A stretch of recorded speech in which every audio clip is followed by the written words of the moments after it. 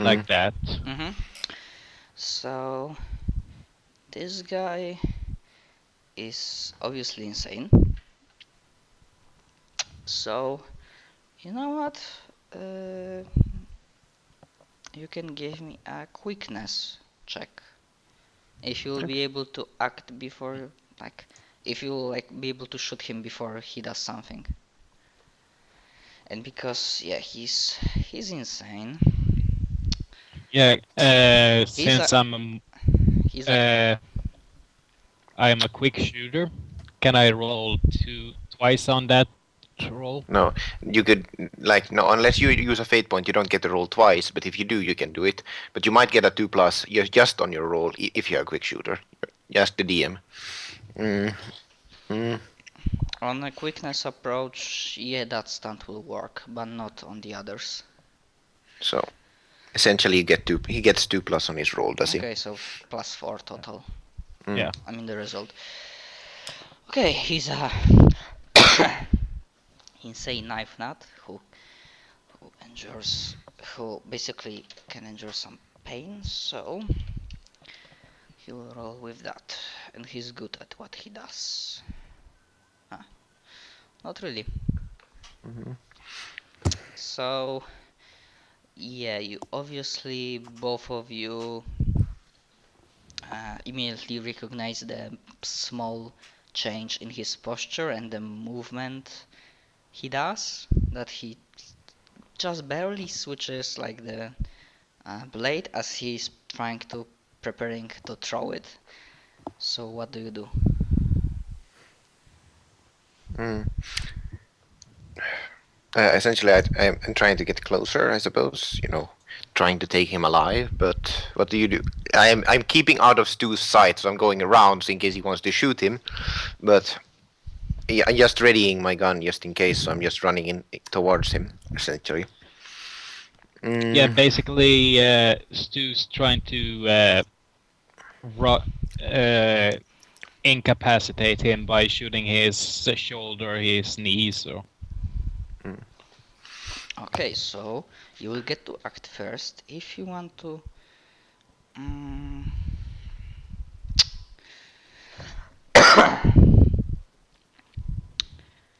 Mm, so I'd say if you want to disarm him or disable him, Yep.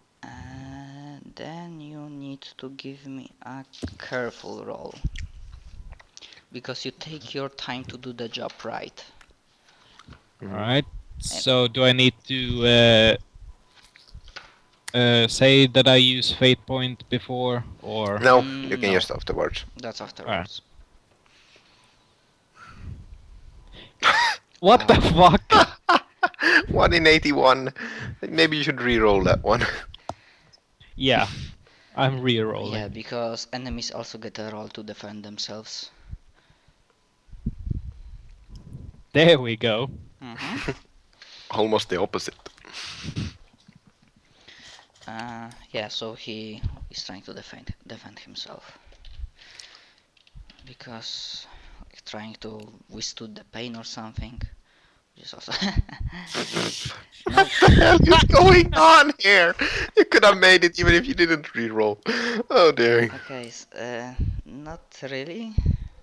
No, because that would be an -2 and -2, which is the equal, and equals are always good to the defender. Ah, okay. So yeah, you make uh, like Stu sees possibly a version of the future when he would totally botch the shot and the next one, but then he like shakes it off and like places a beautiful shot that just like cuts the blade in half and like pushes the butcher knife outside of the guy's hand. Mm.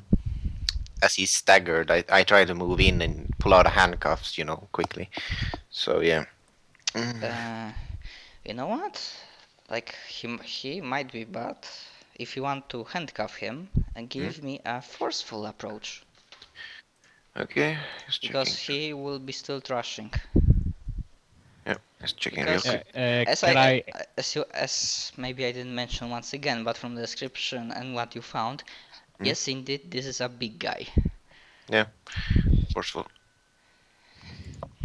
Plus Can two. I use a quickness check to Plus two for kind what? of kind of What? reach the kid No, you're on the? he's on the other side of Vincent, so you could probably run Uh, around him. But I mean, you rolled two, so that's the total roll. no, I'm using a fate point to get it to 4. Okay. So yeah, this guy, because he's fucking big, so he will try also to defend with his forceful approach. Nope. what? Somehow you, That is so bad. yeah, somehow you get, and he was supposed to be like a fucking insane psycho a la the Rising one, like a serial killer thing. Uh, so yeah, But he's possi insane, and possi sanity has its uses. possibly, yeah, Asylum make him insane, out of Mm. character thing. So yeah, possibly he was staggered or like he didn't have full control on his hand because it got numb after the blade got shot off from his hand. So you just like quickly go behind him and like uh, pull out a, like his hands are handcuffed, but well he still might be acting.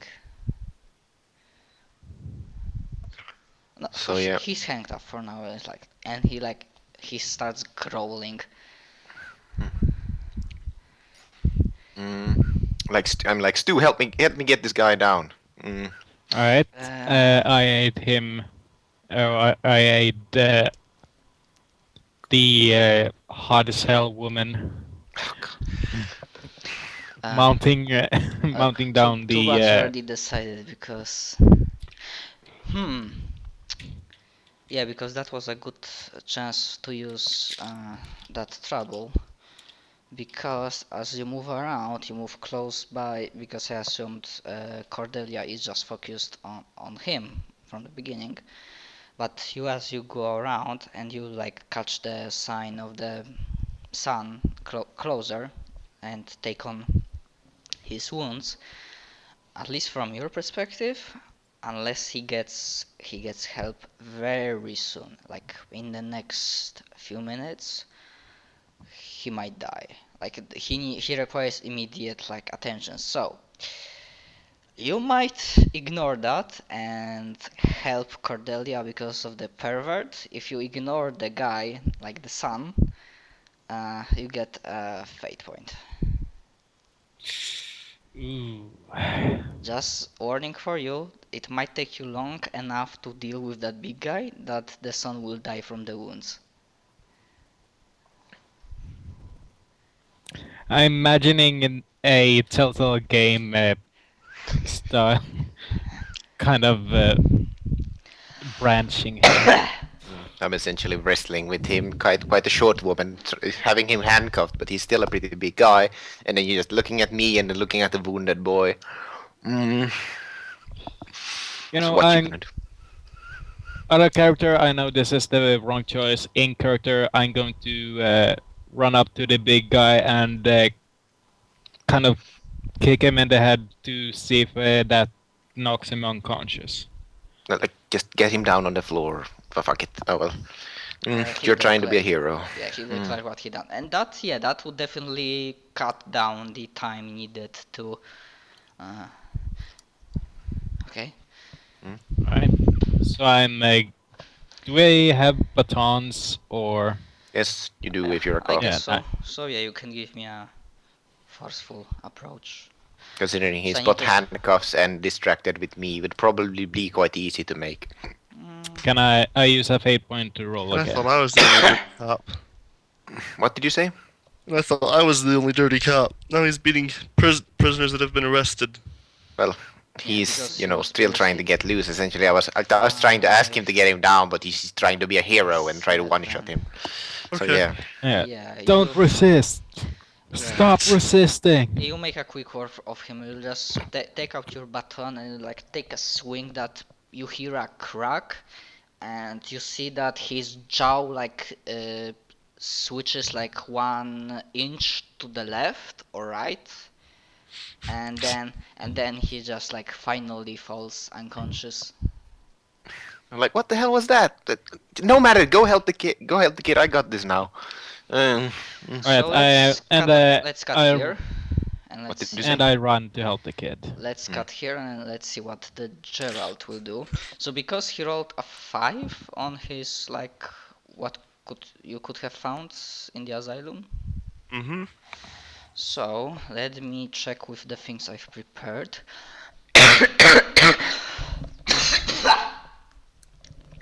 You found a lot of coughing. You found a sick Well, guy on probably the bed. that. I probably drug up a bunch of dust, so I probably Basically, did find a lot of You coffee. find you asbestos. start. I hate you guys. You start. I'm so Sorry. sorry. You start moving I'm in the not. deeper parts of the asylum, and then you check that there were some sealed doors and corridors that were not touched even during when the people were leaving this place, and it leads to like other sections of the asylum and like some kind of underground facility where the main experiments were going on. And you find two things. Basically, it takes some time while they are dealing with the son and Vincent. I mean, you don't know his name, but if you will, Out of character. I'm not talking to Yeah. you in character right away. yeah, but in character there's a way to like identify him because he obviously looks like a escaped convict. Okay, so Gerald. Yep. So before you go into main testing chamber when you find more information, first, at first there were no more clues or confirmation. I mean there's confirmation that the inhuman treatment was happening here and some sort of experiments, but for now, at first no hint what was their true nature. Apart from it, that it seemed to be focusing on like mental aspects, and you think it involved brainwashing. And there is one thing that kinda kinda makes you strange because you are dirty cop yourself, at least that's the high concept, but in one of the very like older documents that are dated from like 1999 20 like year 2000, like at the very beginning of the corporation acting here in the city, you find a name in one of these documents that it seems to be out of place, that this person was that you think she was on their payroll, and yeah, basically the name is Sarah Smith.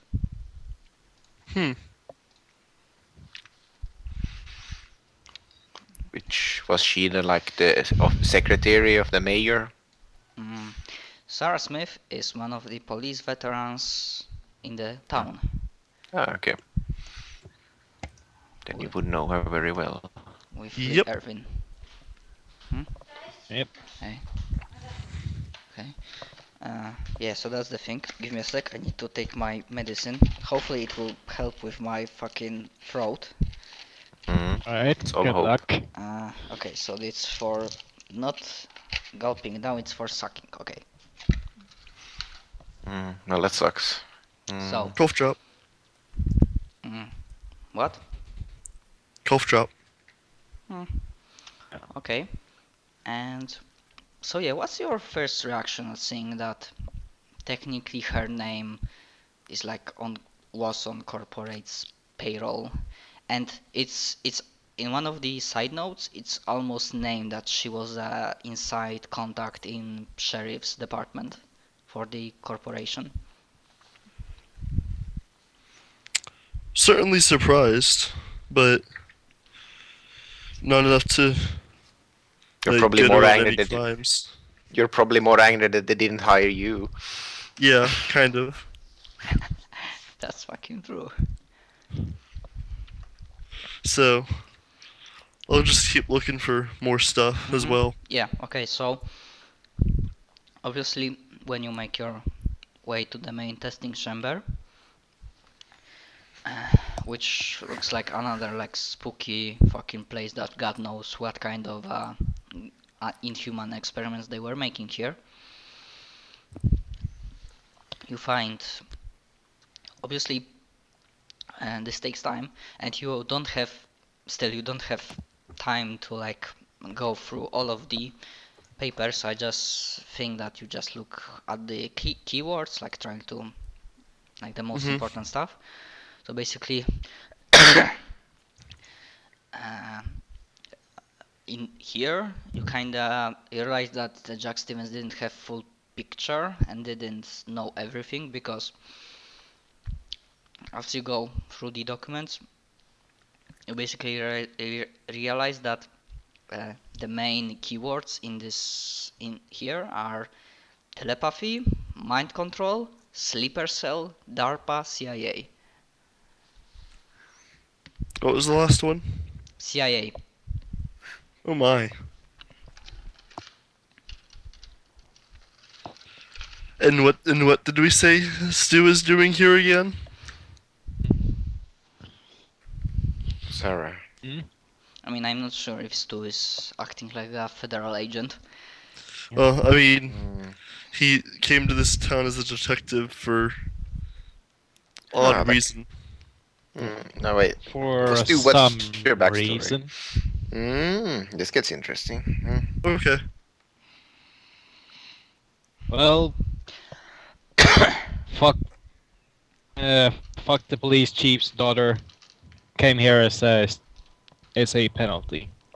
Yeah, so he's a cop, not a federal agent. Yeah, but Alright. Geralt doesn't know that.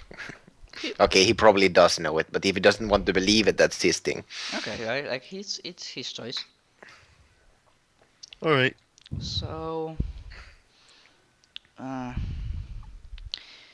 you know what? You didn't roll 6 exactly, but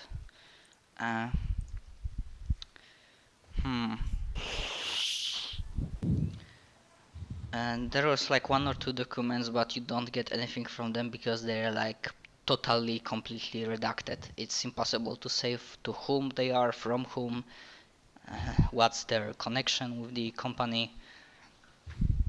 Yeah, sadly you didn't roll the 6, but you know that there might still have been like more information, but that's all you get with that roll. Alright. I start heading back now and realize that I'm probably lost. There should be signs. It's not that easy to get lost in a federal building. Unless something makes him lost. Oh dear. And yeah, give me a careful approach, Geralt.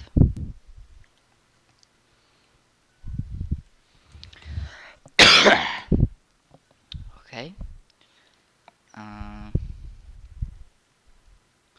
So as you're very quickly, as you start heading back, trying to, you think you remember the way back, and you like going, and you very quickly realize that you've made one like lap, like you already were here once and like moved around and you arrive at the same place.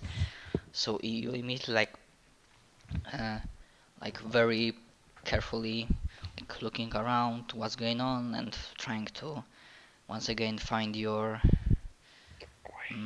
way, and then like through one of the dark filled corridors where there's like no light going on, you hear like a not a sizzling sound, but like a suit, like being like something like that. Slithering? And then what you see on the edge of your eyes is that on the ceiling, going upside down, uh, there walks out a hazmat suit On the ceiling. Oh my. that walks on the ceiling, and you do not see any face coming from inside.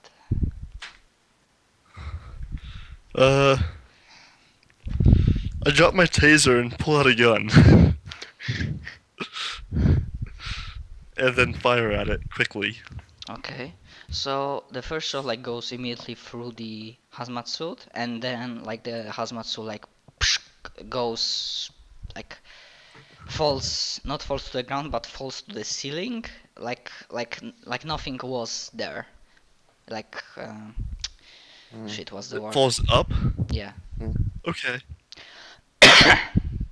and then it like if you start coming closer, like it disappears. Like you blink eyes a few times, and there is like no. Uh, Do we hear the gunshot? no. Okay. This place is kind of big. Mhm. Because besides he's in the more of a sealed off portion of the asylum. Okay. Then So you I shine my flashlight down the hallway. And I guess I'm gonna go look for something else. Make sure there's no more of them. And I call on the radio to try to see if how they're doing.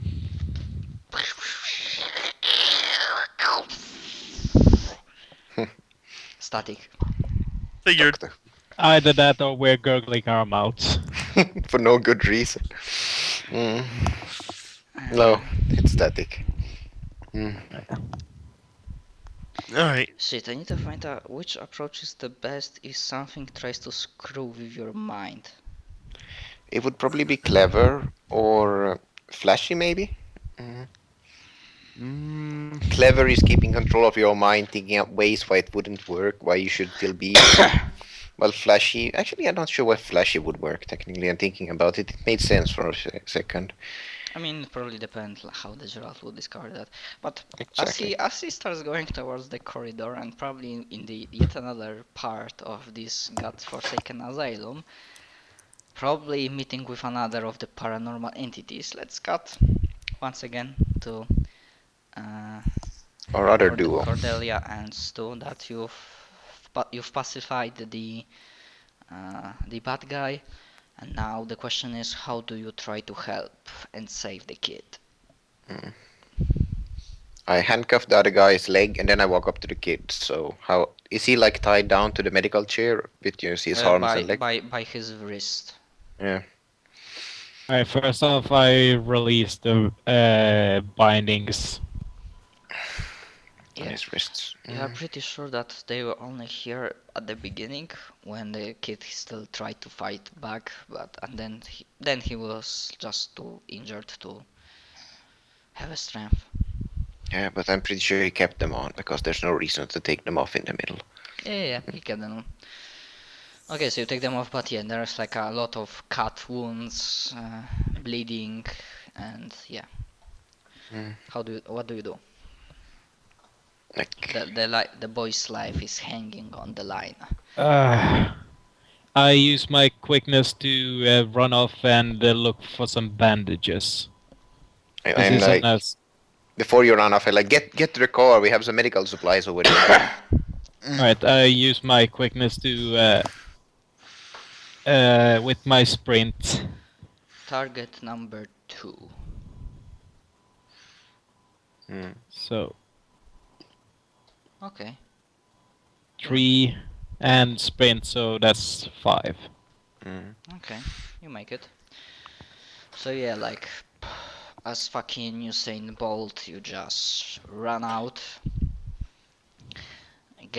the first first aid kit from one of the police cars, then run back, and okay. But the question, okay, so you have the equipment. Question is, like, does one of you have like medical training or something? Or? Basic first aid at least. Yeah, we Oh, we yeah. are cops, so we at least know something about it. We're not professional, but we can at least make some basic first aid. So. Okay. Mm. Mm.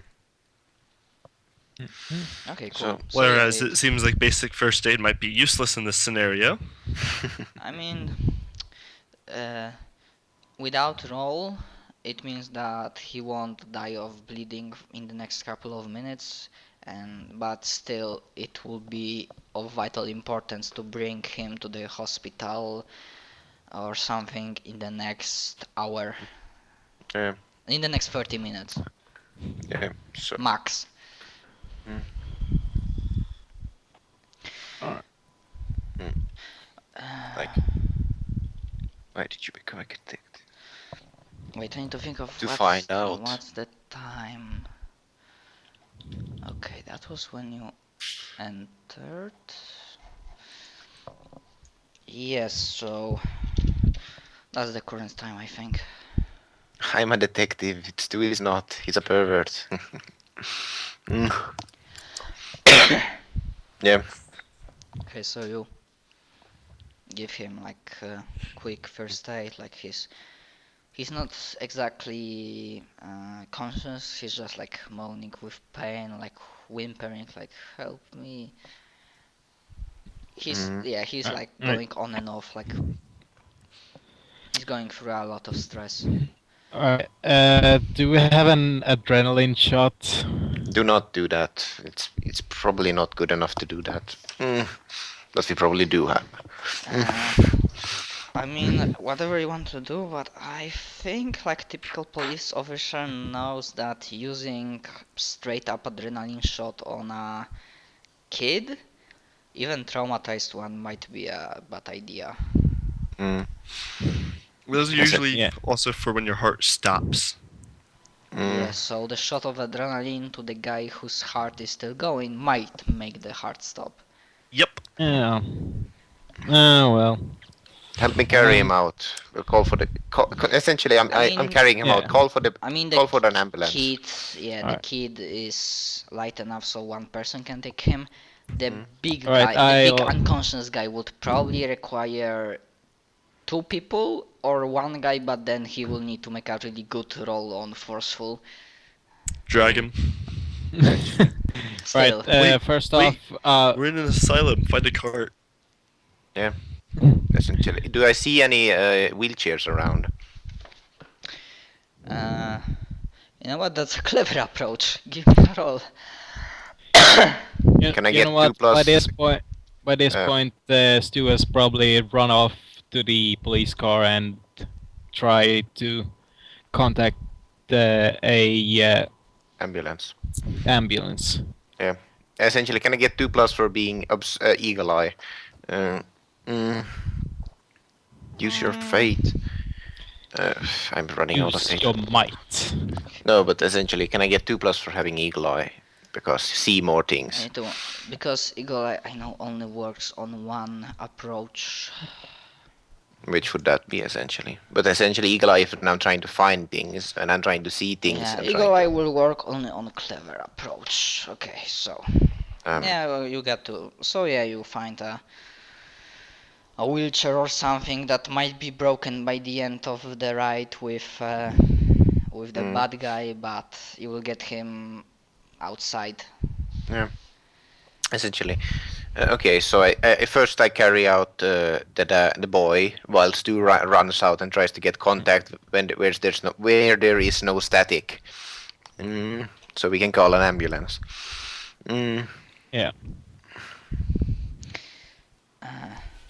Yeah, so something strange happens as you go outside. Like for you, this is only for both of you. Like when you go outside with both the boy and the bad guy, it's like the time is this. The first time you call for the ambulance, there's like a lot of static and then some kind of shout, like the like inhuman shout of nothing will help you, and then just like cuts off. Well, it won't help us. Try again.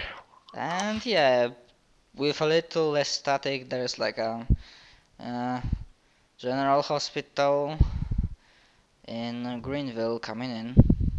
Mm. You're calling, Stu. I'm carrying the boy. And yeah, you are generally unit 3 of the police. This is Police Officer Stu Wargle from Greenville County. We require a ambulance stat at whatever this address is. I know. Greenville. Crazy Greenville. old image in the insane asylum. And Greenville Asylum, essentially. Greenville abandoned asylum for the mentally ill. Green. We have a boy who won't last the night. Copy that. Help is on their way. Right. It like there is like a small hospital thingy in Greenfield itself. So they should be here in like next 15 minutes. yeah, 10 to 15 minutes. Yeah. Of course you could just take the car and get the boy to the hospital yourself, but okay, you call for the ambulance and it's Essentially, we don't want to move him too much before some professionals come. okay. So like where do you put him, like in one of the cars or Yeah, in one of the cars. On the back seat of the bigger van, while we lock the other guy in my back seat, essentially. okay, so once the big guy is locked in the back seat of your car. Yeah, in the big van. Yeah, while we lay the boy on the floor, like on the other van, so he can just lie there. So they are in the same car or not? No, different car. No, We no. have two cars. There's a van and my car. On my car, the bad guy is. On the van, the boy is. Okay, so also when this all was happening, you kinda realized that the Gerald is still not here, and any attempts at contacting him, there's like a lot of static and there's no response. Gerald, let's see what's going on with you. Yep. You kinda start realizing that, you know, what are your